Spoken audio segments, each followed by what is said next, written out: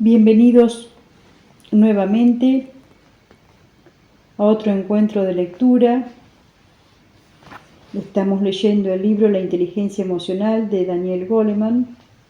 Muchos me han preguntado por qué estoy leyendo sobre emociones, investigaciones que son viejas, para lo que realmente yo estoy desarrollando ya desde hace muchos años, que tiene que ver con la formación áurica, las membranas bioenergéticas y demás estructuras, porque es muy difícil para la persona poder comprender la formación del aura, la formación de las membranas bioenergéticas, si no comprenden el trabajo de las emociones, del intelecto, la red neurobiológica y demás. Así que los invito a seguir y acompañarme en la lectura de hoy. Página 33, el asiento de toda pasión. En los seres humanos, la amígdala, que deriva de la palabra griega que significa almendra, es un racimo en forma de almendra de estructuras interconectadas que se asientan sobre el tronco cerebral, cerca de la base del anillo límbico. Existen dos amígdalas, una a cada costado del cerebro, apoyadas hacia el costado de la cabeza. La amígdala del ser humano es relativamente grande comparada con la de cualquiera de nuestros primos más cercanos en la escala evolutiva, los primates. El hipocampo y la amígdala eran dos partes clavas del primitivo cerebro nasal, que en la evolución dio origen a la corteza y luego a la neocorteza. En nuestros días, estas estructuras límbicas se ocupan de la mayor parte del aprendizaje y del recuerdo del cerebro. La amígdala es la especialista en asuntos emocionales. Si la amígdala queda separada del resto del cerebro, el resultado es una notable incapacidad para apreciar el significado emocional de los acontecimientos. A veces se llama a esta condición ceguera afectiva. Al carecer de peso emocional, los encuentros pierden su fuerza. Un joven, al que se le había extirpado quirúrgicamente la amígdala con el fin de controlar los ataques graves que padecía, perdió todo interés en la gente y prefería quedarse sentado a solas, aunque era perfectamente capaz de mantener una conversación. Y ya no reconocía a sus amigos íntimos, a sus parientes, ni siquiera a su madre, y permanecía impasible al ver la expresión angustiada de los demás ante su indiferencia. Junto con la amígdala, parecía haber perdido toda capacidad de reconocer los sentimientos, así como todo sentimiento por los sentimientos. La amígdala actúa como depósito de la memoria emocional, y así tiene la importancia por sí misma. La vida sin amígdala es una vida despojada de significados personales. Además del afecto, hay otros factores relacionados con la amígdala. De ella dependen todas las pasiones. Los animales a los que les ha sido extirpada o cortada la amígdala carecen de miedo y furia, pierden la urgencia por competir o cooperar, y ya no tienen noción del lugar que ocupan en el orden social de su especie. La emoción está embotada o ausente. Las lágrimas, una señal emocional singular de los seres humanos, son desencadenadas por la amígdala y por una estructura cercana. La circunvolución cingulada, un abrazo, unas caricias o cualquier otro tipo de consuelo alivia estas mismas regiones cerebrales, interrumpiendo los sollozos. Sin amígdala no hay lágrimas de pesar que deban ser aliviadas. Un neurólogo del Centro para la Ciencia Neurológica de la Universidad de Nueva York fue el primero en descubrir el papel clave que juega la amígdala en el cerebro emocional. Forma parte de una nueva generación de neurólogos que se inspiran en tecnologías y métodos innovadores que proporcionan un nivel anteriormente desconocido de precisión para trazar el mapa del cerebro en funcionamiento y así poder poner al descubrimiento misterios de la mente que anteriores generaciones de científicos han considerado impenetrables. Sus descubrimientos sobre el circuito del cerebro emocional echan por tierra una antigua noción con respecto al sistema límbico, colocando la amígdala en el cerebro de la acción y adjudicando papeles muy distintos a otras estructuras límbicas. La investigación explica cómo la amígdala puede ejercer el control sobre lo que hacemos, incluso mientras el cerebro pensante, la neocorteza, está intentando tomar una decisión. Como veremos, el funcionamiento de la amígdala y su interjuego con la neocorteza están en el núcleo de la inteligencia emocional. Página 35, la red de transporte. Lo más misterioso para la comprensión del poder que tienen las emociones en la vida mental son estos momentos de apasionamiento de los que luego, una vez calmada la tormenta, nos arrepentimos. La pregunta es ¿por qué nos volvemos irracionales con tanta facilidad? Tomemos, por ejemplo, el caso de una joven que condujo durante 2 horas hasta Boston para desayunar y pasar el día con su novio. Durante el desayuno, él le dio un regalo que ella llevaba meses esperando, un grabado artístico difícil de encontrar, traído de España.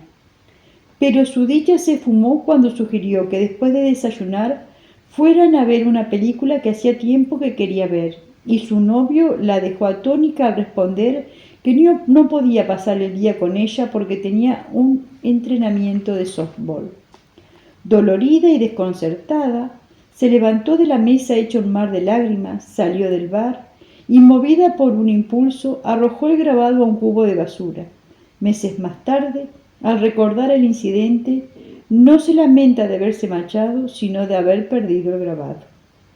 En momentos como estos, en los que el sentimiento impulsivo supera lo racional, cuando el papel recién descubierto de la amígdala se vuelve fundamental, las señales provenientes de los sentidos permiten que la amígdala explore cada experiencia en busca de problemas. Esto coloca a la amígdala en un lugar destacado en la vida mental, algo así como un centinela psicológico que desafía cada situación, cada percepción, ya que tiene en la mente una sola clase de pregunta. ¿Esto es algo que detesto?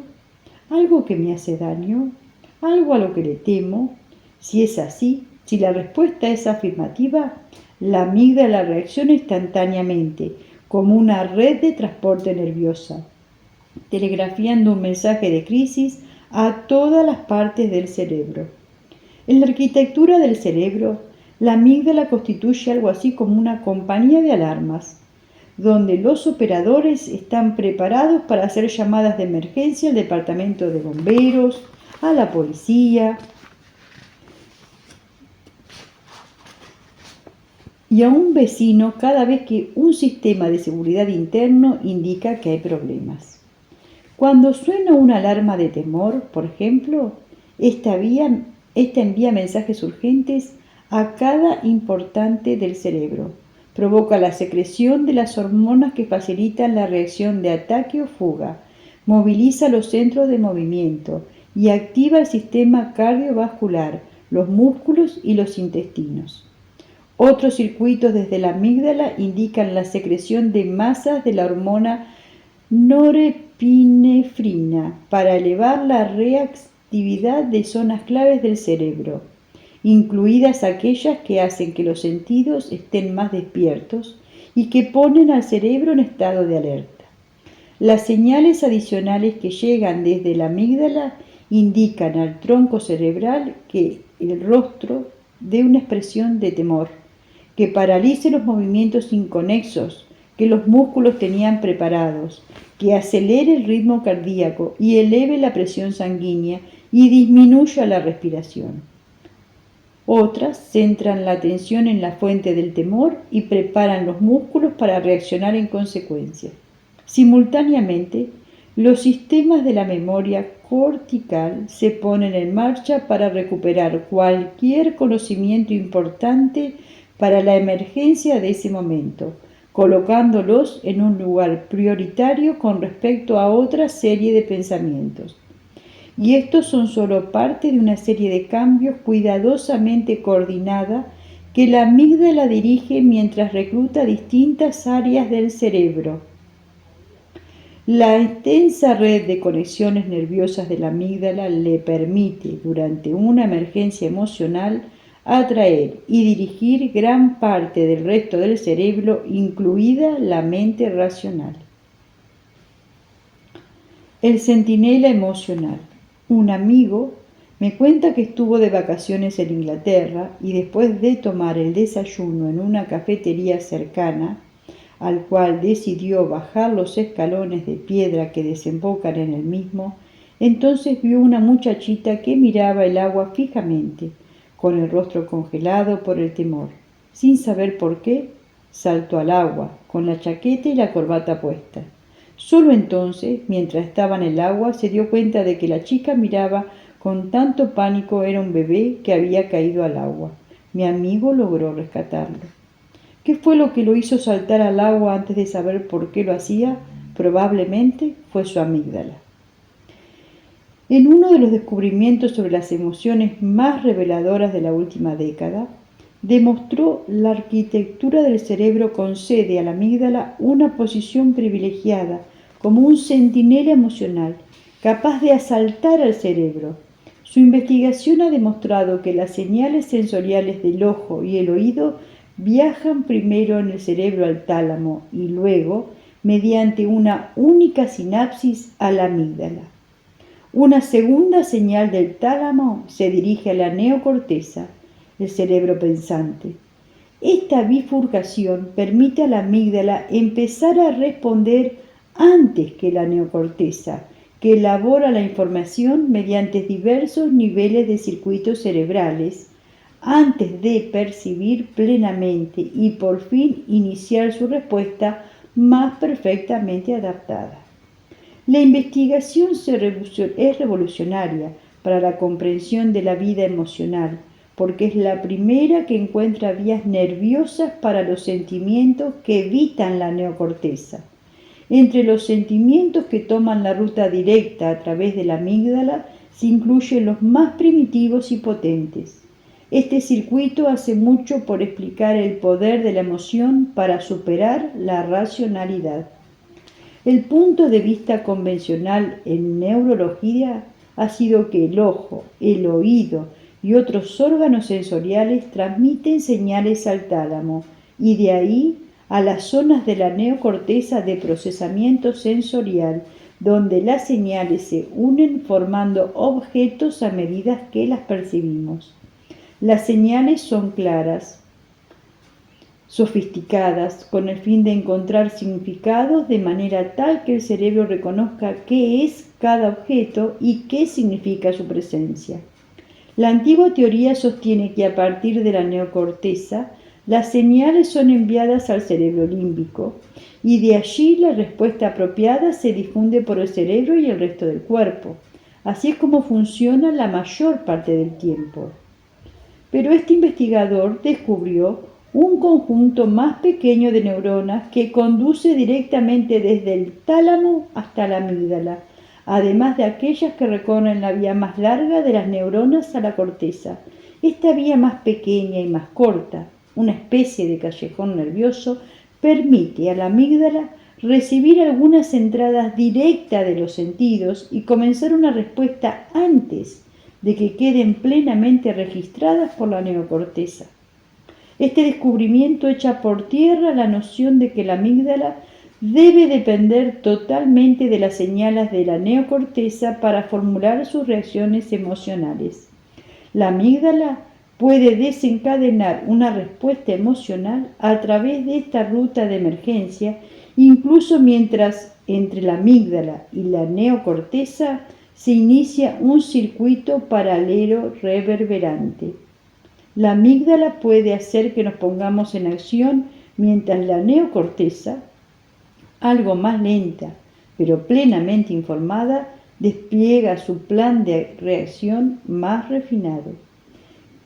Con su investigación sobre el miedo a los animales, este investigador trastocó el saber predominante con respecto a las vías recorridas por las emociones. En un experimento crucial destruyó la corteza auditiva de las ratas y luego las expuso a un tono unido a una descarga eléctrica. Las ratas aprendieron rápidamente a temer al tono, aunque el sonido de este no podía quedar registrado en su neocorteza. En lugar de eso, el sonido siguió la ruta directa desde el oído al tálamo y a la amígdala, salteando todas las avenidas más elevadas. En resumen, las ratas habían aprendido una reacción emocional sin ninguna implicación cortical más elevada. La amígdala percibía, recordaba y orquestaba su temor de forma independiente.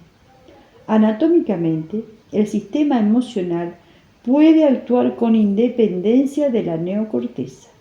Algunas reacciones emocionales y memorias emocionales pueden formarse sin la menor participación consciente y cognitiva. La amígdala puede albergar recuerdos y repertorios de respuestas que efectuamos sin saber exactamente por qué. Lo hacemos porque el atajo desde el tálamo hasta la amígdala evita completamente la neocorteza. Este desvío parece permitir que la amígdala sea un depósito de impresiones y recuerdos emocionales de los que nunca fuimos plenamente conscientes. Este investigador propone que es un papel subterráneo de la amígdala en la memoria, lo que explica, por ejemplo, un sorprendente experimento en las personas que adquirieron una preferencia por figuras geométricas de forma extraña, a las que les habían sido mostradas en destellos a una velocidad tan elevada que no había sido consciente de que las veían. Otra investigación ha demostrado que en las primeras milésimas de segundo, durante las cuales percibimos algo, no solo comprendemos inconscientemente de qué se trata, sino que decidimos si nos gusta o no. El inconsciente cognitivo presenta a nuestra conciencia no solo la identidad de lo que no vemos, sino una opinión sobre ello. Nuestras emociones tienen mente propia, una mente que puede sostener puntos de vista con bastante independencia de nuestra mente racional. Página 39. El especialista en memoria emocional. Estas opiniones inconscientes son recuerdos emocionales. Su depósito es la amígdala. La investigación parece sugerir que el hipocampo, que ha sido durante mucho tiempo considerado la estructura clave del sistema límbico, está comprometido en registrar y dar sentido a las pautas de percepción que las reacciones emocionales. La principal entrada del hipocampo está en proporcionar una memoria perfecta del contexto, vital para seguir el significado emocional. Es el hipocampo el que reconoce el significado diverso de, por ejemplo, un oso que está en el zoológico y uno que está en el patio de la casa. Mientras el hipocampo recuerda los datos simples, la amígdala retiene el clima emocional que acompaña a esos datos. Si intentamos adelantar un coche en una autopista de 2 manos y nos salvamos rozando de un choque frontal, el hipocampo retiene los datos específicos del incidente. Por ejemplo, en qué tramo del camino estábamos, quién se encontraba con nosotros, cómo era el otro coche. Pero es la amígdala la que a partir de entonces enviará una oleada de ansiedad cada vez que intentemos adelantar un coche en circunstancias similares. Como me comentó el investigador, el hipocampo es crucial para reconocer que un rostro determinado es el de nuestra prima, pero es la amígdala la que añade en que en realidad no nos gusta. El cerebro utiliza un método sencillo pero ingenioso para hacer que los recuerdos emocionales queden registrados con especial fuerza en los mismos sistemas de alerta neuroquímica que preparan al organismo para que reaccione ante las emergencias que ponen en peligro la vida, luchando o huyendo. También graban el momento en la memoria con intensidad, sometiendo a tensión o a ansiedad, o tal vez incluso a la intensa excitación de la dicha. Un nervio que va desde el cerebro a las glándulas suprarrenales situadas encima de los riñones provoca la secreción de las hormonas epinefrina y norepinefrina que se desplazan por el organismo preparándolo para una emergencia. Estas hormonas activan los receptores del nervio vago, mientras este nervio transporta mensajes desde el cerebro para regular el corazón. También lleva señales de vuelta al cerebro, provocadas por la epinefrina y la norepinefrina. La amígdala es el lugar más importante del cerebro al que van estas señales. Activan neuronas que se encuentran dentro de la amígdala para indicar a otras regiones del cerebro que refuercen la memoria para registrar lo que está ocurriendo. Este despertar de la amígdala parece grabar en la memoria la mayoría de los momentos de despertar emocional con un grado añadido de fortaleza. Es por esto que tenemos más probabilidades, por ejemplo, de recordar a dónde fuimos en una primera cita o qué hacíamos cuando oíamos la noticia de la nave espacial del Challenger que había estallado. Cuanto más intenso es el despertar de la amígdala, más fuerte es la huella. Las experiencias que más nos asustaron o más nos estremecen en la vida están en nuestros recuerdos más imborrables. Esto significa, en efecto, que el cerebro tiene dos sistemas de memoria, uno para los datos corrientes y uno para aquellos que poseen una carga emocional. Un sistema espacial para los recuerdos emocionales tiene perfecto sentido en la evolución, por supuesto, asegurando que los animales tendrán recuerdos especialmente vívidos de los que los amenaza o les produce placer. Pero los recuerdos emocionales pueden ser guías defectuosas para el presente. Página 41. Alarmas nerviosas anticuadas. Un inconveniente de estas alarmas nerviosas es que el mensaje urgente que envía la amígdala es a veces, si no a menudo, anticuado, sobre todo en el fluido mundo social que habitamos los seres humanos. Como depósito de la memoria emocional, la amígdala explora la experiencia, comparando lo que está sucediendo ahora con lo que ocurrió en el pasado.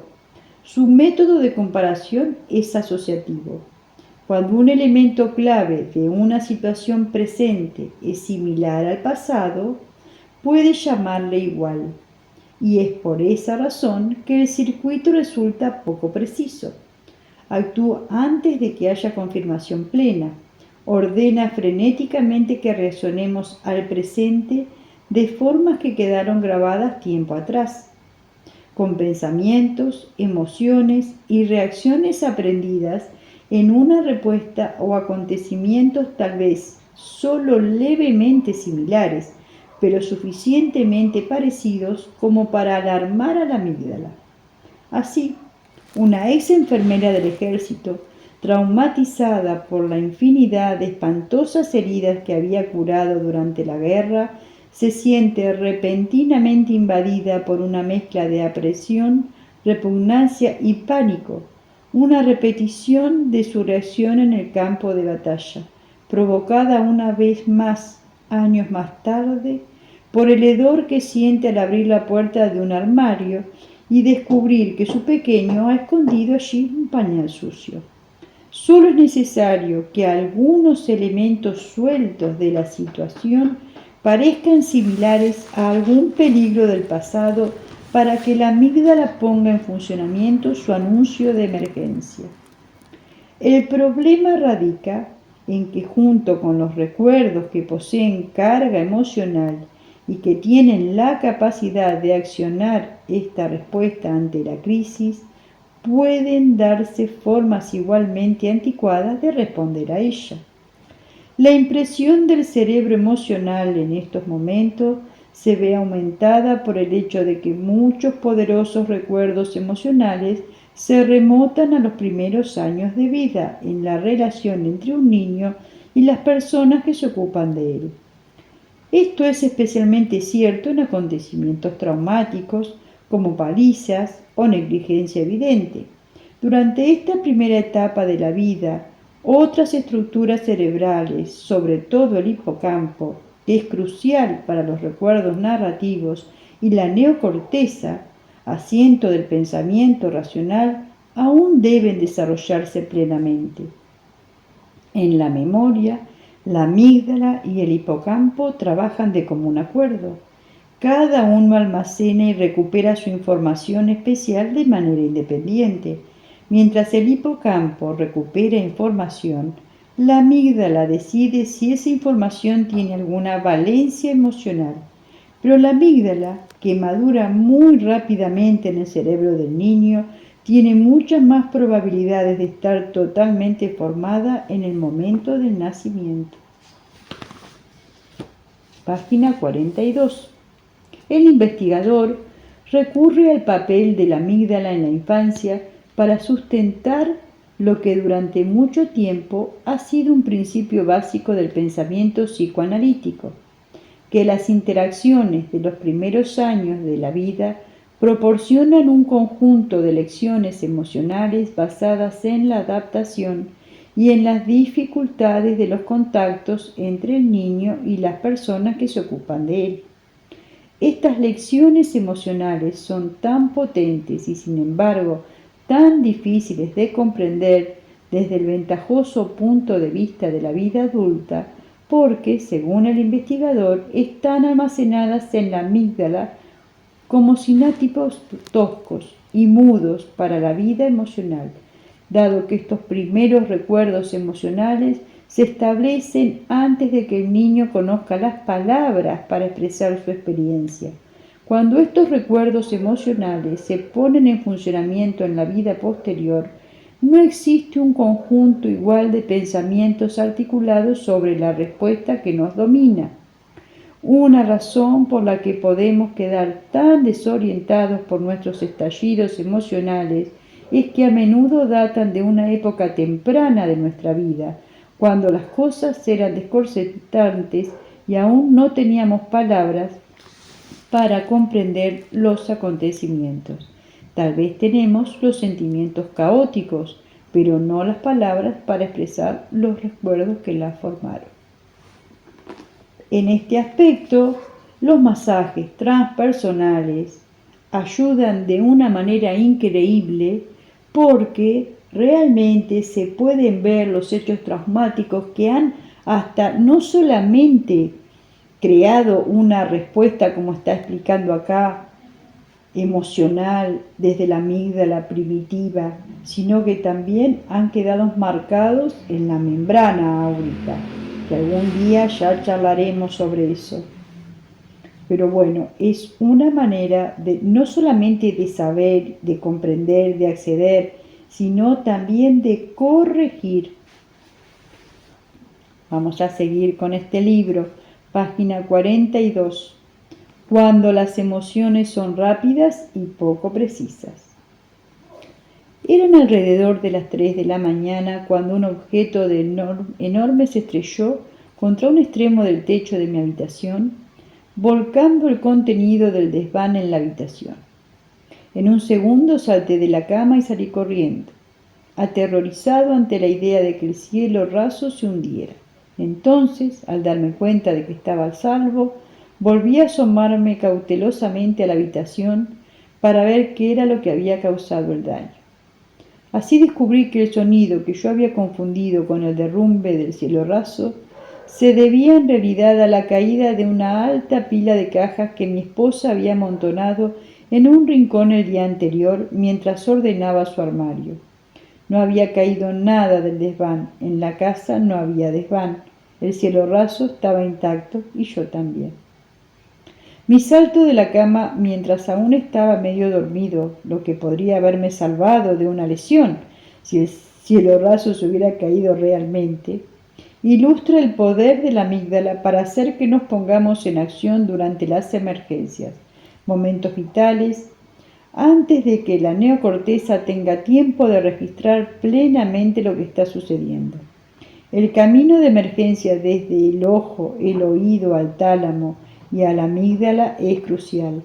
Ahorra tiempo en una emergencia, cuando se necesita una respuesta instantánea, pero este circuito, desde el tálamo a la amígdala, lleva solo una porción de los mensajes sensorios, mientras la mayoría toma la ruta principal hasta la neocorteza. Así, lo que se registra en la amígdala a través de este camino rápido es como máximo una señal no elaborada, apenas suficiente como advertencia. No es necesario saber exactamente qué es algo para saber que puede ser peligroso. El camino directo tiene una amplia ventaja en el tiempo cerebral, que se calcula en milésimas de segundo. La amígdala de una rata puede empezar la respuesta a una percepción en tan poco como 12 milisegundos, es decir, 12 milésimas de segundo. El camino desde el tálamo hasta la neocorteza y hasta la amígdala lleva aproximadamente el doble de tiempo. Aún están por hacerse mediciones similares en el cerebro humano. En términos de evolución, el valor de supervivencia de esta ruta directa habría sido grande, permitiendo una opción de respuesta rápida que elimina unos pocos milisegundos críticos en los momentos de reacción al peligro. Estos milisegundos podrían muy bien haber salvado tantas vidas de nuestros antepasados protomamíferos que esta combinación está ahora representada en el cerebro de todos los mamíferos, incluso el suyo y el mío. De hecho, mientras este circuito puede jugar un papel relativamente limitado en la vida mental humana, ampliamente restringido a las crisis emocionales, gran parte de la vida mental de las aves, los peces y los reptiles gira en torno a él, dado que la supervivencia misma de estos depende de la exploración constante en busca de depredadores o presas. Este sistema cerebral primitivo y menor de los mamíferos es el principal sistema cerebral de los no mamíferos. Ofrece una forma muy rápida de provocar emociones, pero se trata de un proceso rápido y tosco. Las células son rápidas, pero no muy precisas. Esta impresión es perfecta en una ardilla, por ejemplo, ya que la lleva a equivocarse por el lado de la seguridad, alejándose ante el menor señal de algo que pudiera indicar la presencia de un posible enemigo, o saltando hacia cualquier cosa que pudiera parecer comestible. Pero la vida emocional humana, esa imprecisión puede tener consecuencias desastrosas para nuestras relaciones, ya que significa, hablando en sentido figurado, que podemos lanzarnos o apartarnos de la cosa o la persona equivocada. Tomemos, por ejemplo, el caso de una camarera que dejó caer una bandeja con 6 platos servidos cuando vio a una mujer con una abundante y rizada cabellera pelirroja, exactamente igual a la que la mujer por la cual la había dejado su ex esposo. Estos rudimentarios errores emocionales se basan en el hecho de que el sentimiento es anterior al pensamiento, emoción precognitiva, una reacción basada en fragmentos de información sensorial que no ha sido totalmente seleccionada e integrada en un objeto reconocible. Se trata de una forma muy poco elaborada de información sensorial, algo semejante a un juego consistente en adivinar una melodía, en donde los juicios instantáneos sobre una melodía son la base de unas pocas notas. Se tiene una percepción total sobre la base de las primeras partes tentativas. Si la amígdala siente que emerge un modelo sensorial de significado, llega rápidamente a una conclusión, desencadenando sus reacciones antes de que exista una evidencia absoluta o algún tipo de confirmación. No es de extrañar que sea tan limitada la comprensión que tenemos de nuestras emociones más explosivas, sobre todo cuando todavía somos esclavos de ellas. La amígdala puede reaccionar en un delirio de ira o temor antes de que la corteza sepa lo que está ocurriendo, porque esa emoción en ese estado puro se desencadena independientemente del pensamiento y con anterioridad al mismo. Página 44. El gerente emocional. Jessica, la hija de 6 años de una amiga, pasaba su primera noche durmiendo en casa de un compañero y no estaba claro cuál de los dos se sentía más nerviosa. Mientras la madre intentaba que Jessica no advirtiera la intensa ansiedad que ella sentía, su tensión alcanzó el punto máximo esa noche, mientras se disponía a acostarse y oyó sonar el teléfono. Dejó caer el cepillo de dientes y corrió hasta el teléfono. El corazón le latía a toda velocidad y en su mente sucedían las imágenes de Jessica en peligro. La madre levantó bruscamente el auricular y gritó: «¡Jessica!». Entonces oyó la voz de una mujer que decía: «Oh, creo que me equivoqué de número». Enseguida recuperó la serenidad y en voz cordial y a medida preguntó: «¿Con qué número quiere hablar?». Mientras la amígdala trabaja preparando una reacción ansiosa e impulsiva, otra parte del cerebro emocional permite una respuesta más adecuada y correctiva. El regulador del cerebro para los arranques de la amígdala parece encontrarse en el otro extremo de un circuito más importante de la neurocorteza, en los lóbulos prefrontales, que se encuentran exactamente detrás de la frente. La corteza prefrontal parece entrar en acción cuando alguien siente miedo o rabia, pero contiene o controla el sentimiento con el fin de ocuparse más eficazmente de la situación inmediata, o cuando una nueva evaluación provoca una respuesta totalmente diferente, como ocurrió con la madre preocupada que atendió el teléfono. Esta zona neocortical del cerebro origina una respuesta más analítica o más apropiada a nuestros impulsos emocionales, adaptando la amígdala y otras zonas límbicas.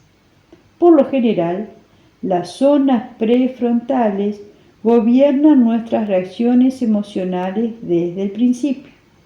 Debemos recordar que la mayor proyección de información sensorial desde el tálamo no va a la amígdala, sino a la neocorteza y a sus centros principales para recoger y dar sentido a lo que se percibe. Esa información y nuestra respuesta a la misma quedan coordinadas por los lóbulos prefrontales. El asentamiento de la planificación y las acciones organizadoras hacia un objetivo, incluidos los emocionales. En la neocorteza, una serie de circuitos registra y analiza esa información, la comprende y por intermedio de los lóbulos prefrontales organiza una reacción. Si en el proceso se busca una respuesta emocional, los lóbulos prefrontales la dictan trabajando en el conjunto con la amígdala y otros circuitos del cerebro emocional. Esta progresión que permite el discernimiento en la respuesta emocional es la combinación corriente, con la significativa excepción de las emergencias emocionales. Cuando una emoción entra en acción, momentos después, los lóbulos prefrontales ejecutan lo que representa una relación riesgo-beneficio de infinitas reacciones posibles y apuestan a una de ellas como la mejor. En el caso de los animales, cuándo atacar y cuándo huir. Y en el caso de los seres humanos, cuándo atacar, cuándo huir. Y también cuándo serenarnos, persuadir, buscar comprensión, estar a la defensiva, provocar sentimientos de culpabilidad, lloriquear, mostrar expresión fanfarrona, expresar desdén y así sucesivamente, reconociendo todo el repertorio de ardiles emocionales. La respuesta neocortical es más lenta en un tiempo cerebral que el mecanismo de asalto porque supone la participación de más circuitos. También puede ser más sensata y considerada, ya que el sentimiento está precedido de más pensamiento. Cuando sufrimos una pérdida y nos entristecemos o nos sentimos felices después de un éxito o reflexionamos sobre algo que alguien ha dicho o hecho y luego nos sentimos heridos o furiosos, es la neocorteza la que está funcionando. Lo mismo que con la amígdala. Cuando no existe el trabajo de los lóbulos prefrontales, gran parte de la vida emocional desaparece. Al no haber alguna comprensión de algo que merece una respuesta emocional, no se produce ninguna. Los neurólogos han sospechado de este papel de los lóbulos prefrontales en las emociones desde la llegada en los años 40 de esta desesperada y tristemente descaminada cura quirúrgica de la enfermedad mental, la lobotomía prefrontal. En los tiempos en que no existían medicamentos eficaces para la enfermedad mental, la lobotomía fue recibida como una respuesta a las perturbaciones emocionales graves. Al cortar los nexos entre los lóbulos prefrontales y el resto del cerebro, los trastornos del paciente quedaban aliviados. Lamentablemente, el costo fue que la mayor parte de la vida emocional del paciente también se desvanecía. El circuito clave había quedado destruido. Supuestamente los asaltos emocionales implican dos dinámicas de puesta en funcionamiento de la amígdala y una imposibilidad de activar los procesos neocorticales por los cuales en general mantienen el equilibrio de la respuesta emocional, o una recuperación de las zonas neocorticales para la urgencia emocional. En estos momentos la mente racional queda inundada por la emocional. Una forma en que la corteza prefrontal actúa como eficaz administrador de la emoción, sopesando las reacciones antes de actuar, es amortiguando las señales para la activación emitida por la amígdala y otros centros límbicos, algo así como un padre que impide que su impulsivo hijo tome lo que quiere y le dice que lo pida correctamente o que espere. El interruptor que desconecta la emoción perturbadora parece ser el lóbulo prefrontal izquierdo. Neuropsicólogos que han estudiado el humor de pacientes con lesiones en parte de sus lóbulos frontales han establecido que una de las tareas del lóbulo frontal izquierdo consiste en actuar como un termostato nervioso, regulando las emociones desagradables. El lóbulo prefrontal derecho es un asiento de sentimientos negativos como temor y agresión, mientras que el lóbulo izquierdo controla las emociones no elaboradas, probablemente inhibiendo el lóbulo derecho. En un grupo de pacientes apopléjicos, por ejemplo, aquellos que no tenían lesiones en la corteza prefrontal izquierda eran propensos a las preocupaciones y temores catastróficos. Los que tenían lesiones en la corteza prefrontal derecha eran excesivamente alegres. Durante los exámenes neurológicos bromeaban y se mostraban tan despreocupados que evidentemente no les importaba si se desempeñaban bien. Y también estaba el caso del esposo feliz, un hombre al que le habían extirpado quirúrgicamente parte del lóbulo prefrontal derecho debido a una mala formación cerebral. Su esposa le contó a los médicos que después de la operación sufrió un increíble cambio en la personalidad y dejó de alterarse con facilidad, y ella estaba feliz de decirlo, se había vuelto más afectuoso. En resumen, el lóbulo prefrontal izquierdo parece ser parte de un circuito nervioso que puede desconectar o al menos mitigar todos los arranques emocionales negativos, salvo los más intensos. Si la amígdala a menudo actúa como un disparador de emergencia, El lóbulo prefrontal izquierdo parece ser parte del mecanismo de desconexión del cerebro para las emociones más perturbadoras. La amígdala propone y el lóbulo prefrontal dispone. Estas conexiones, zona prefrontal, zona límbica, son fundamentales en la vida mental, mucho más en la sintonía fina de la emoción. Son esenciales para guiarnos en las decisiones que más importan en la vida. Página 47. Armonía entre emoción y pensamiento. Las conexiones entre la amígdala y las estructuras límbicas relacionadas y la neocorteza son el centro de las batallas o los recuerdos cooperativos alcanzados entre cabeza y corazón, pensamiento y sentimiento. Este circuito explica por qué la emoción es tan importante para el pensamiento eficaz, tanto en la toma de decisiones acertadas como en el simple hecho de permitirnos pensar con claridad. Consideraremos el poder que tienen las emociones de alterar el pensamiento mismo. Los neurólogos utilizan el término memoria operativa para la capacidad de atención que toma en cuenta los datos esenciales para completar un problema o una tarea determinados, ya sea las características ideales que uno busca en una casa mientras analiza diversas posibilidades o los elementos de un problema de razonamiento en un test.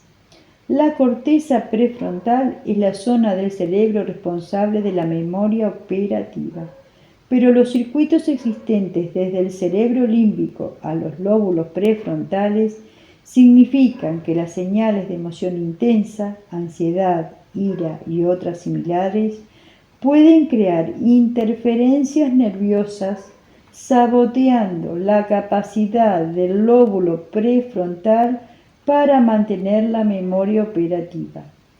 En eso es porque cuando nos sentimos emocionalmente alterados, decimos que no podemos pensar correctamente. La perturbación emocional constante puede crear carencias en las capacidades intelectuales de un niño, deteriorando la capacidad de aprender. Estas carencias, aunque más sutiles, no siempre son detectadas en los test de cociente intelectual, aunque aparecen en mediciones neuropsicológicas más precisas, así como en la agitación y la impulsividad continua de un niño.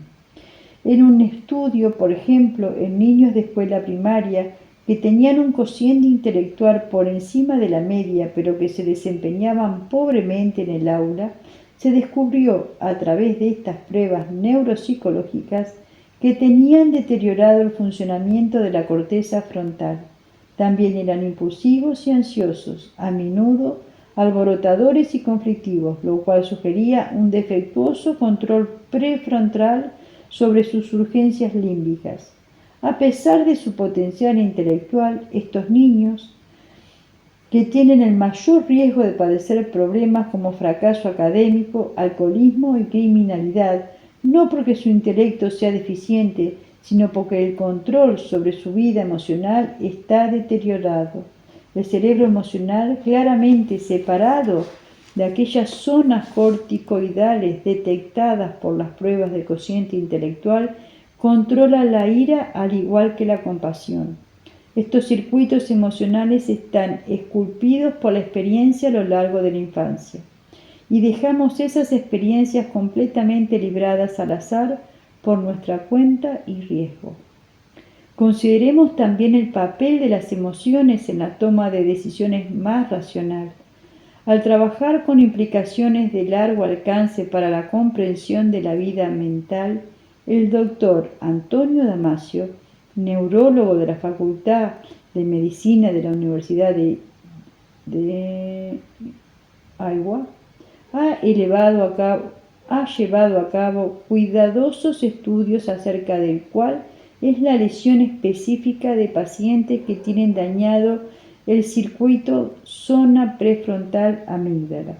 Su capacidad para tomar decisiones está terriblemente degradada y, sin embargo, no muestran el más mínimo deterioro en su cociente intelectual ni en ninguna capacidad cognitiva. A pesar de su inteligencia intacta, hacen elecciones desafortunadas en los negocios y en su vida personal y pueden obsesionarse permanentemente por una decisión tan sencilla como cuándo concretar una cita. El doctor Damasio afirma que las decisiones de estas personas son tan erróneas porque han perdido el acceso a su aprendizaje emocional como punto de confluencia entre el pensamiento y emoción.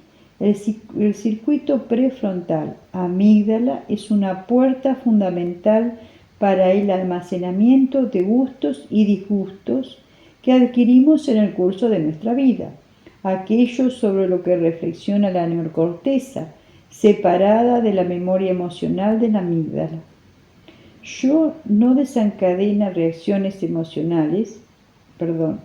no desencadena reacciones emocionales que han asociadas a ella en el pasado y todo adopta un gris de neutralidad.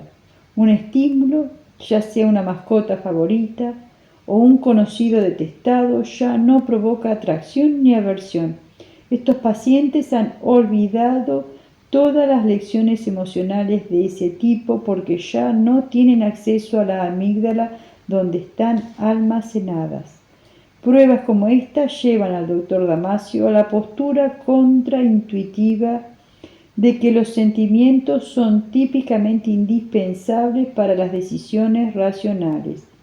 Ellos nos señalan la dirección correcta, donde la pura lógica puede ser mejor utilizada, mientras el mundo suele enfrentarnos con una ingente serie de alternativas.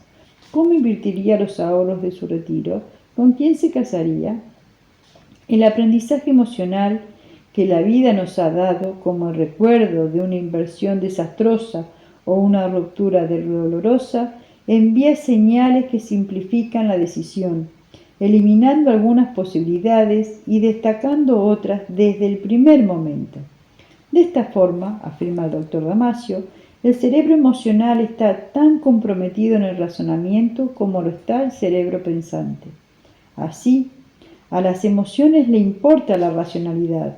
Es la danza de sentimiento y pensamiento. La facultad emocional guía nuestras decisiones momentáneas, trabajando en colaboración con la mente racional y permitiendo o imposibilitando el pensamiento mismo. De la misma manera, el cerebro pensante desempeña un papel ejecutivo en nuestras emociones, salvo en aquellos momentos en los que las emociones quedan fuera de control y el cerebro emocional pierde sus frenos. En cierto sentido, tenemos dos cerebros, dos mentes y dos clases diferentes de inteligencia, la racional y la emocional. Nuestro desempeño en la vida está determinado por ambas. Lo que importa no es solo el cociente intelectual, sino también la inteligencia emocional. En efecto, el intelecto no puede operar de manera óptima sin la inteligencia emocional. Por lo general, la complementariedad del sistema límbico y la neocorteza, de la amígdala y de los lóbulos prefrontales significa que cada uno de ellos es un socio pleno de la vida mental. Cuando estos socios interactúan positivamente, la inteligencia emocional aumenta, lo mismo que la capacidad intelectual. Esto invierte la antigua comprensión de la tensión entre la razón y el sentimiento. No se trata de que queramos suprimir la emoción y colocar en su lugar a la razón, como afirmaba Erasmo, sino encontrar el equilibrio inteligente entre ambas. El antiguo paradigma sostenía un ideal de razón liberado de la tensión emocional. El nuevo paradigma nos obliga a armonizar cabeza y corazón. Para hacerlo positivamente en nuestra vida, primero debemos comprender más precisamente qué significa utilizar la emoción de manera inteligente. Hemos llegado al fin de nuestro encuentro de hoy y para el próximo vamos a comenzar ya con la segunda parte de este libro, La inteligencia emocional de Daniel Goleman, cuyo título es La naturaleza de la inteligencia emocional. Hasta la próxima.